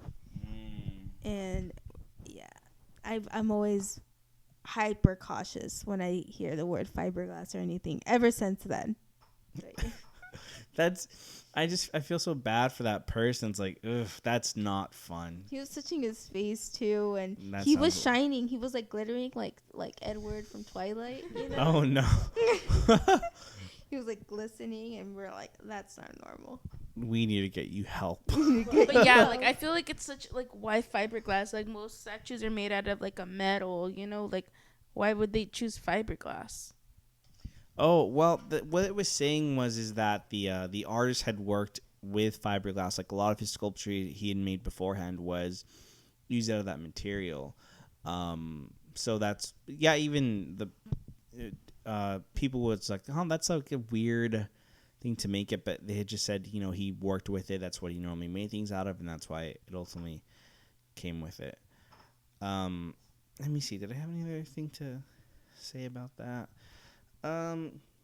No, but the funny thing is, even the Denver airport now is kind of in on the joke. That's what they want you to think. Exactly. And it could be like reverse psychology and such, because they recently were doing a lot of renovations, like I think make millions of dollars worth, and they had signs like covering obviously like the construction, so you don't have to see it, you just see like the covering of it, and it has like pictures of aliens and UFOs and like tunnels and like what's the Denver airport up to today. Like they're obviously playing in like, yeah, we know there's a lot of weird stuff you guys think about this place, so It has a Nazi painting. that's true. There's all that's another aspect of it. There's this, now they're gone actually. With the reconstruction, they actually did get rid of the paintings, but there are these weird paintings where it would show like this soldier and he kind of Nazi-esque and he's wearing a gas mask and he's like, there's like dead people and kids around, and in this chaotic, almost apocalyptic, portrait. And then there's another part where you see it's very like peaceful and there's kids playing, and I think what the guy who painted the mural was saying is like it's supposed to kind of symbolize like chaos and like life and beauty and stuff, but it is very suspicious, and there's like other things to it, details I can't remember, but yeah. But now in the remodel they did actually get rid of them. There's this documentary on Netflix, and it's about flat earthers. Do you know what it's called? I think it's like, anyway, I can't remember the name. I'll look it up right now. But it talked about the Denver airport too, and in terms of like the earth being flat, and it's like, well, if it goes this way and that way and stuff, there's a scene in there where they're talking about the Denver airport. But yeah, I was gonna say, what if it's like, it's Rona because he's wearing a gas mask, and nowadays we're all wearing masks, and then it's like post Rona because now like the government controlled us. Suspicious. Suspicious. really? You did? What happened? It was really it was snowing. I was coming back from Georgia. We were in a layover there for like 2 hours. I didn't really get to explore though. It was I had no idea about the spooky stuff that happened there. Like it was 7-8 years ago. But yeah. And you're like, I'll never go back. Yeah, now I'm not going back now. Let's go. I went to a spooky hotel. I didn't know it was spooky. I went to a conspiracy airport. Didn't know it was a conspiracy airport. There's probably some place I've been to that a year or two from now I'm gonna realize, okay, something really messed up happened there. Have you gone to Loot Casino? Oh, not in a while. Okay, don't go then. Behind the Curve, guys. That's what it's called. Behind the Curve. Behind the Curve. Yeah, on Netflix. That's about flat Earth and stuff. No, yeah, that's a creepy one. With the Vatican too. They be holding secrets. Oh, that's another thing. I got a story about the Vatican. I just gonna quick segue real quick. I do love really weird and creepy conspiracies and stuff, and I think like I'm really into the weird stuff, like the aliens and like the lizard the people, best. all that stuff. Like I was like, Bigfoot. like they're Bigfoot, Mothman. Like I love those stuff. It's so much fun to like. One day we will get to the bottom of all of this. One day we'll figure out the Bigfoot. No, so I do love that stuff. But the one thing about there's this other conspiracy about the Vatican called the chronovisor. Have you guys ever heard of that? No, what is that? So, let me pull my notes up real quick. Pull up my receipts. Let me pull up my receipts. So, the chronovisor, there was this priest by the name of Pellegrino Netti, and he claimed that there was a machine that allows you to see past events that had happened. I feel like I've heard this before. And so he had a friend, another priest, Father Francois Brune, and he would often attest to say, oh, yes, everything that Arnetti said was true. It happened. Maybe he saw it once, but he'd come out with a book in like 2002 saying like, oh, Vatican secrets and stuff. And so he was saying that Arnetti had worked with a lot of scientists at the time, scientists who actually ended up helping make like the atomic bomb and stuff. help with that. And Ernetti was very into it. I think they kind of call him like the great grandfather of the atomic bomb, because a lot of like the studies and stuff he did ultimately led to like the discoveries that would help actually create it. Basically, he was really into music and Gregorian chants, and he just kind of thought about like what happens to the sound waves when we sing and stuff, and what happens. And so he wanted to know, I wonder if there's a way we can always like recapture them or something. And so basically he started working with the scientist friends, and the conspiracy is that he had come up with their help a machine that, in the way it said it was worked, it would use electromagnetic radiation. It would capture the residual of that, and basically saying like it was like a machine, kind of like an old school computer, and it had like a little screen on it, and it had like buttons and dials, and you could tune it to a specific date, time, and location, and you would turn the machine on, and it would basically capture like the radiation left over from that time, and basically put the signal back together, and so you could see what was happening, and even some instances you can get the sound too.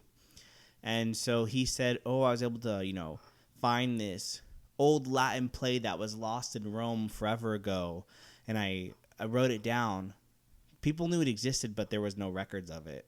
It was like very big, and he's like, They knew it by name or concept? by like the name and the concept, Or like the myths, also like, I heard this used to. Like it was just like a play. Like they had a lot of famous plays from back then, but they were like from like the Roman time and stuff. But like, this one was lost, but everyone said it was really great. And he said, no, I with my machine, I was able to find it and view it, and I transcribed it for you guys. This sounds like a mix of like Back to the Future and some Willy Wonka ass shit. And another thing he did was I actually tuned it so that I can see the crucifixion and view it. And he even you can look it up if you look chronovisor like Christ. You can find the picture of it too that supposedly he took. Hold on, I'm gonna look it up. What's the name again? Chronovisor. Chrono? Yeah, like With a K? with CHRONOVISOR,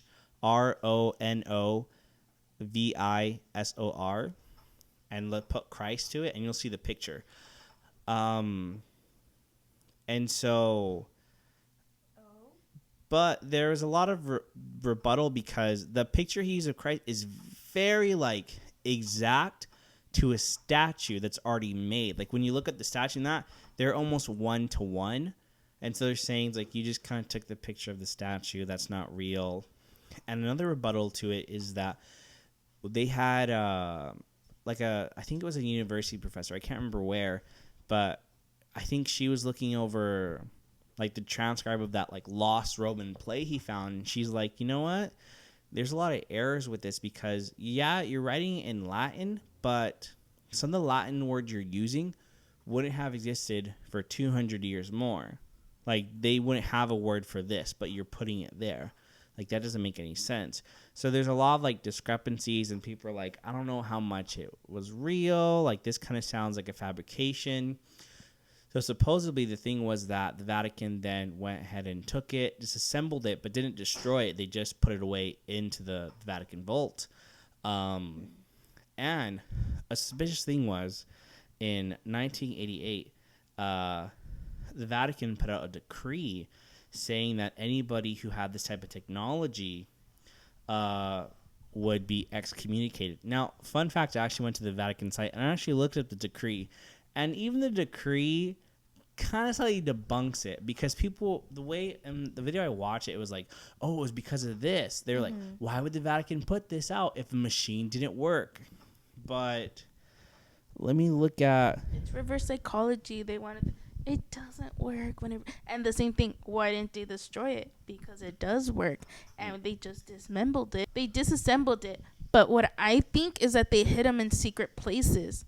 So only one person... Like Xavier's house. Like Xavier's house. So like only one person truly knows where all the pieces are to put them back together. But like if it didn't work, they would have just throw it away, you know?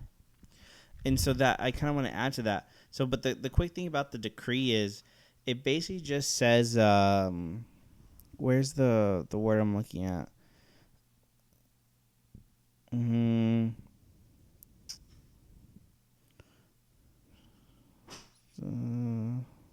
You gotta ask for it. If you can ask something from the Vatican, Mm-hmm. they will.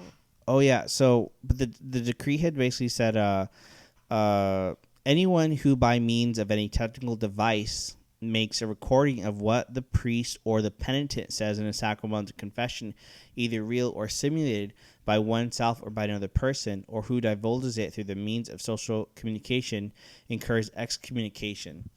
But the way it's phrased, it's like it could be saying, it doesn't have to be this magical machines that like sees it. It could just be like, oh, I talked about it in a podcast, or like, oh hey, I wrote a movie about it. It could So be. does this mean we're getting excommunicated then? Mm-hmm. But what you're saying, Luce, is that like technically the idea, there's the whole Vatican like secret archive and stuff. They say it's technically not secret because you can actually go there and ask, can I please view this? The technicality though is you need to know exactly what it is and where's it at and located in like what section and stuff. Like you need to specifically ask, it's here, here, here, and it's this. I have an example. So I like to listen to Dani Shapiro. She is an author of a book. I can't remember the name off the top of my head because I didn't read it, but she talks about it a lot in her podcast. And she talks about family secrets and basically how she found out her dad wasn't her dad. And she explores these stories with certain people who come in and chime in and say, hey, I also had something, weird growing up, and my mom's was acting funny, my dad acted funny while growing up, and I later found out XYZ, this, that, and the third. Sounds like my mom and me. Mm-hmm. Suspicious. And so this man, I don't think I have it. Yes, I do. I have it bookmarked. I've had it bookmarked. And this man, somehow through the line, I think it was, he had grown up and he felt that his quote unquote father hated him. His mom died when he was young and in his teens, and he always felt like his quote unquote father always had like a cold shoulder on him. And later come to find out, his dad was like, I'm not your father. Your mom had an affair during like World War II when I was out in war and stuff. I don't think that's not verbatim how the story goes, but basically back, when war was going on, when the men were away, like who other men were taking care of the women? The milkman, the mailman, the priests, and basically, that was some homework in times, and this is where paternity tests weren't, that prevalent. And he, through following stories and names and stuff, going through his family, he came upon a name, and he asked like the Vatican, or the diocese about getting more information on this name, and they wouldn't give it to him. And finally, when he had like the story straight, he basically did a submission to the Vatican, was like, here, like, I want this information, give me his name, and I want his he asked to have his dad's body exhumed for paternity testing, and guess what, they agreed to it, and he was the father. This ex-priest was the father. Ooh. I can give you guys the name. So it was, and this is from an article from the Daily Mail. His body of Catholic priest is exhumed to establish whether he secretly fathered a child 72 years ago.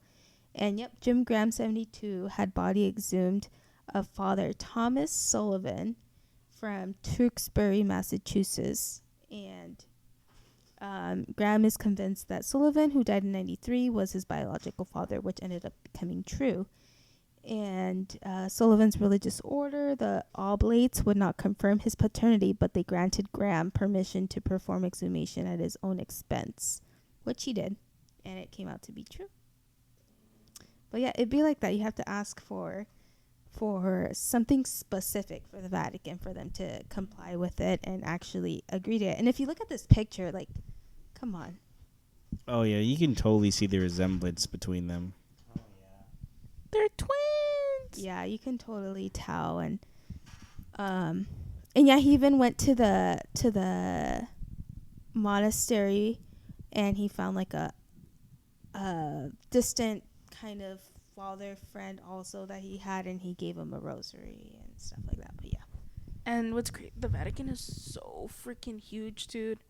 And then there's She's like, been. you want the, yeah, I've gone before. So there's like St. Peter's Basilica, you know, like where the Pope does mass and stuff like that, where like the bodies are buried, you know. Actually went to John Paul II, his burial. He was actually buried under, but then they moved into like his own because he's really special. I'll get into that too. Anyway, but then there's the Vatican Museum. And honestly, we went for like, it took us a whole day.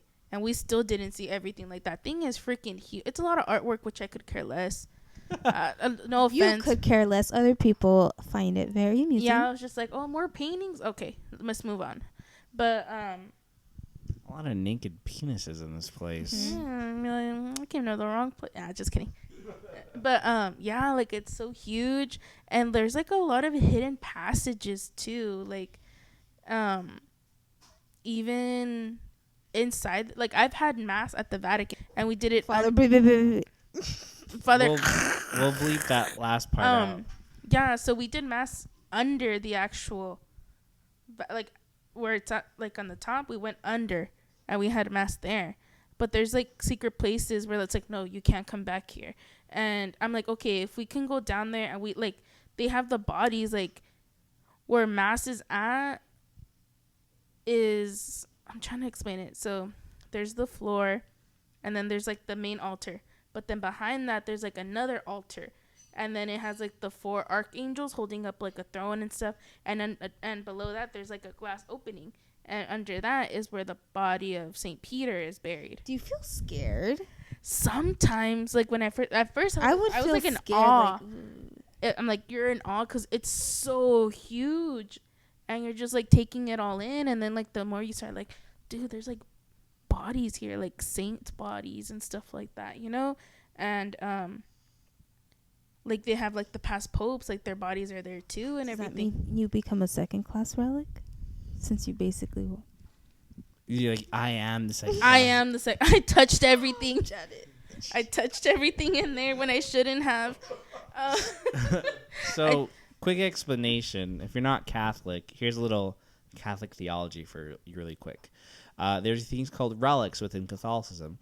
A first-class relic is a literal physical piece of the body of a person who's considered a saint within the church. A second-class relic is something that their body touched or... blood got stained in its piece of clothing or something, like that a scarf they always use, a journal, and a third class relic would be something that touched the second class, and it could be like here's a prayer card, and you can give those out to anyone.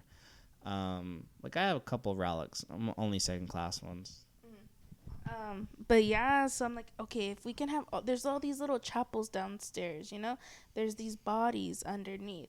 So it's like, how much more in there? And there's like I said, there's like that thing is pretty heavily secured. Like, I felt like one wrong look and I was about to disappear forever. But we need to raise $4,000 every year for the annual Catholic appeal. Can I interject something? Yes. You know how like you're saying like it's kind of creepy and eerie all around these dead bodies. This is my first reaction. This is totally polar opposite. My thought was, that's so beautiful. You're around all these saints and everything, and you're in the Vatican. Well, actually, we wouldn't even have been able to do that. Deacon Nichols, no, is it Deacon Janit? Deacon Nixon. His son is a Franciscan in Italy. Oh. So his son was actually the one that was able to get us like the hookup and go up in there and stuff. Because if I would have just went by myself, I wouldn't have been able to do that. We had mass with these Chinese people. I didn't understand what they were saying. Fun fact, they brew beer. Their monastery brews beer for a living. Is that how they make their money? Mm-hmm. But yeah, That's why I'm like, oh, we need to look up. I'm like, is there really a Pope's box? The Pope's box. What I was gonna say though, and my mom kind of like talks about this with us too. There's something with John Paul II. Like, he is such an important person and like such an important figure. Like, how come they had to move his body to a special specific place by himself, you know, and stuff like that. But also yeah, my mom, the only time I've ever seen my mom cry twice.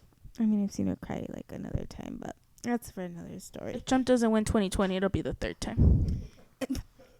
So first, when John Paul II died, that. yeah, when John Paul II died, when John Paul II died in 2005, first time I see my mom cry. Then Michael Jackson. That was it. But yeah, there's like this secret, like, I think it all happened when Vatican II happened, that like secrets were gonna be revealed on the 75th anniversary of John Paul II's death. Mm-hmm. I was like, fuck, I'm gonna be dead by that time too. Mm-hmm. All this shit's gonna happen after I'm dead. Not me. I'm gonna still be alive. You're immortal. Technically, I am. Yeah. You guys But yeah, just don't know so it's like, what does this person hold? You know, like, this person knows some shit. Well, Actually, Padre Pio, he was was the one that like foretold. He's like, you're gonna be Pope. I think it's because he's an alien. Oh. Nah. Conspiracy. He was the one. He made World Youth Day. He made a lot of changes in the church, so that's why I'm like, he's probably like, nah, I'm gonna save this shit for 75 years later. But yeah, he holds like a very important significance like into all this. Fun fact: Pope Francis used to be a bouncer in Argentina. Mm-hmm. He did. It's badass. Mm-hmm. That's right. He used to deal with all the drunk bitches and be like, "Get the fuck out." Oh. Yeah. Peace be with you. Peace be with you. Get the fuck out. Which segues nicely into the next story about this towel. Actually, it has nothing to do with it. I'm going to be talking about Tom O'Neill, who wrote Chaos, a book about Charles Manson and the Manson family murders, with Tate LaBianca murders, and how basically Charles Manson is a CIA agent, apparently. Just a side note, I'm keeping lookout, because, Mm-hmm. it's a little Yeah, shady. make sure they drop the $5,000 off. Yeah, I mean, What? George, speak up. So, What happened? I was up late at night one time. What? No, just tell your story. Okay. Well, you say it after. No, I was just going to say, did it happen in this house? No. It was outside. So I was cleaning the bathroom, and I was throwing away some trash outside. And it was around 1 a.m. You And- saw a man tall making out with a girl. No, there were several men. That was just your brother. But so right by the stop sign in the corner of our house, there was this car just drives up and stops right a little before it, and I'm throwing out some trash, and a group of about 4 or 5 guys get out of their car, and just split in different directions in the neighborhood. Whoa. Like 2 go across the street, one's walking around the corner of the street down that way, and then I don't know where the other people went. And I was just thinking, I need to get inside right now. Lock Shit's the about doors. shit's about to go down. And so I don't go back out the rest of the night. I fall asleep maybe an hour later. And the next morning, there's a bunch of tagging everywhere. Like, it wasn't there the day before. Like, there was some on the back of someone's shed, on the brick walls across. And so I concluded they were probably gang members, doing some hood rat stuff. Yeah, That I sounds sense like that. That's my type. That's my type. That reminds me. So I commute to Phoenix and to Yuma occasionally, and on one of my trips from Phoenix to Yuma, I was on Dead Cows Road, and there was some construction going on. There's always construction going on, and I see they make a stop, and it's this guy who has a stop sign with the Corona, like the beer Corona logo on it. And I'm like, in the United States, on Dead Cows Road in Arizona? That's a Mexico this is a little bit weird. And I see these men with trucks with with red and blue lights, but no clear any authorization saying like it's from the state or anything like that, or county, or nothing evident of jurisdiction in that area. So I was like, this is a little bit off. And I see this guy on the side of the road like eating a burrito, like a Mexican burrito, in white, like that white paper over his burrito, and he's just chowing down like if he's on his lunch break, but he's not, because I see these men like literally having a stick and pretending to shovel something, like, and it's nothing. And I felt like it was like a ploy, like a mask of something else going down in that area. And they had vests and stuff, but it just was suspicious. Chapo. Allegedly. Who knows? Alleged. Some type of drug deal. Mm-hmm. That's how they trick you. Mm-hmm. But going back to Tom O'Neill, so he is the author of this Chaos book, and in '99 he was he writes an article for, or his task is to write an article for Premiere, which is a movie magazine, and it was to do a 30th anniversary of the Manson murders. And he was really hesitant at first. He's like, nah, like, what else can I say about the Manson murders? Like, I mean, Vincent Bugliosi, who was one of the prosecutors for those trials, he wrote a book called Helter Skelter and put this theory about, like, Manson made them believe these things and set them off to kill. Because if you guys go back, he actually didn't touch a person. He basically the story that they put out is like he told these girls to go out and kill the Manson family, to go out and kill these people.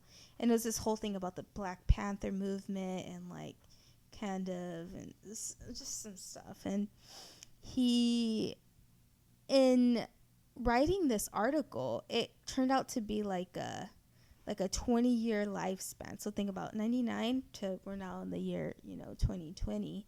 It turned out to be a 20-year story, because he started investigating, and he found out that the government had put extreme leniency on Charles Manson throughout his incarcerations through the system, because he had multiple violations with the law prior to the Manson murders. And he was given his very first parole officer, was this man, I can't remember his first name, but last name Smith.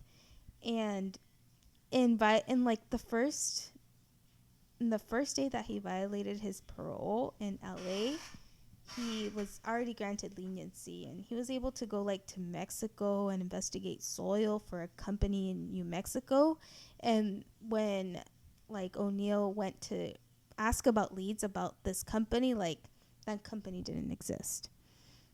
And it also had to do with the 60s. This was going on in 69, 67, and it talked about the Ashbury Free Medical Clinic. My heart stopped.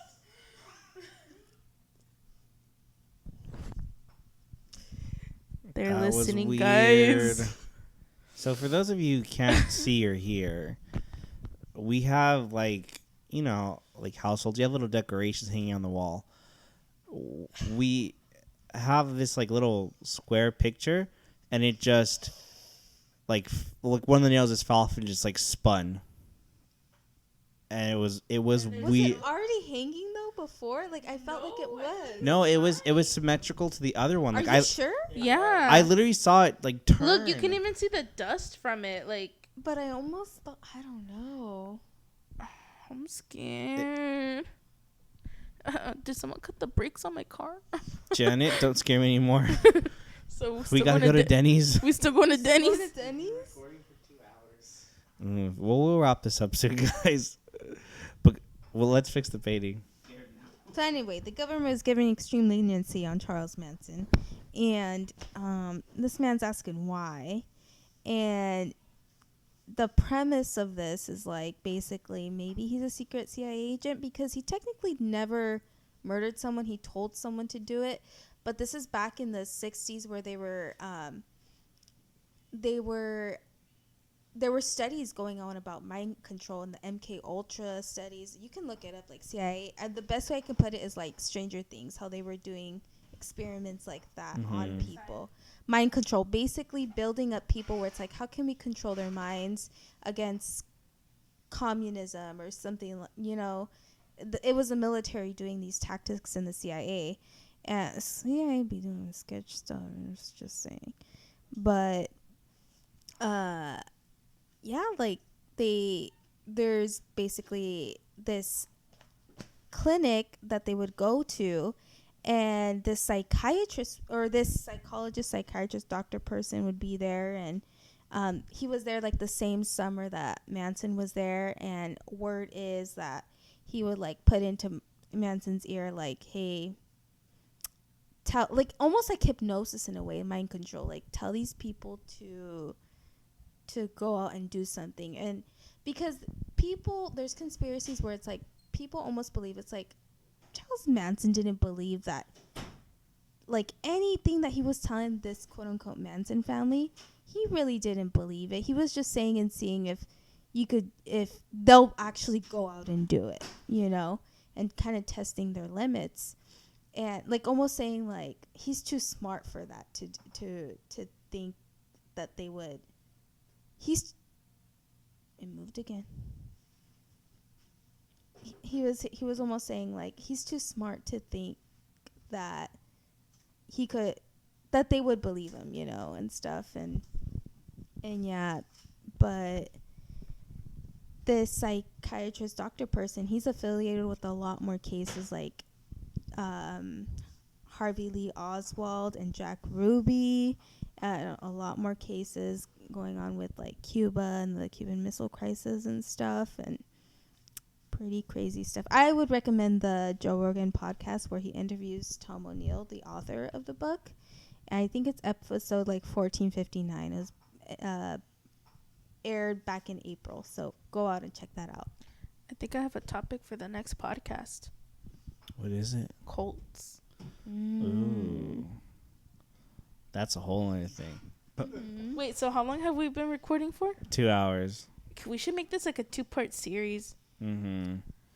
Because I still have a list of things. But Denny's is calling us. Yeah. That grand slam that Drew didn't want yesterday. Before we get out, another thing I want to know. You guys should check out some of the spooky stuff I watched. Check out Bailey Sarian. She just hit 1 million subscribers. Woo! Sponsors Bailey. She just also bought a house. I did see that. Every Monday, it's Makeup Murder Mystery Monday, so check that out. It's where I got most of my information for the Denver airport. Some cool, spooky stuff there. Bailey, you're probably not hearing us, but I'd love to see another Valos episode. Yeah, give us a follow-up. But yeah, so I feel like we should make this this one should be a 2-part, because there's so much, and I still have like Louis' friend. We could talk about that in the next episode. What else do I have? Victor's body. That's right. We've got a lot of things coming up. So and chopstick. So I think we're gonna have to have a part 2. But right. Anything else before we go, guys? Stay safe. Stay safe. Stay woke. The truth is out there. I want to believe. X-Files. Allegedly. On everything Don't we sue said. us. Don't sue us. We have no money. Because everything we said tonight is allegedly. It's allegedly. It's just our opinion. It's just art. It's just fun talk. The government has nothing to hide. I trust them completely. All right. Good night, guys. Good night. Or morning.